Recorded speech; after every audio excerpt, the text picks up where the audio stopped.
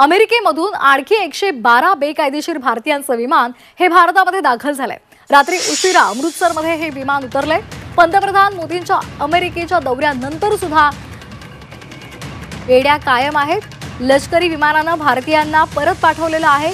बेकायदेशीर स्थलांतरितांमध्ये 89 पुरुष आणि 23 महिलांचा समावेश आहे। पंतप्रधान नरेंद्र मोदी यांच्या अमेरिकेच्या दौऱ्यानंतर लगेचच अमेरिकेनं आणखी 112 बेकायदेशीर भारतीयांची पाठवणी केली आहे। मध्यरात्री अमेरिकेचं लष्करी विमान स्थलांतरितांना घेऊन अमृतसरमध्ये उतरलंय। यावेळी भारतीयांच्या हाती बेड्या कायम असल्याचं दिसतंय। 112 भारतीयांमध्ये 89 पुरुष आणि 23 महिलांचा समावेश आहे।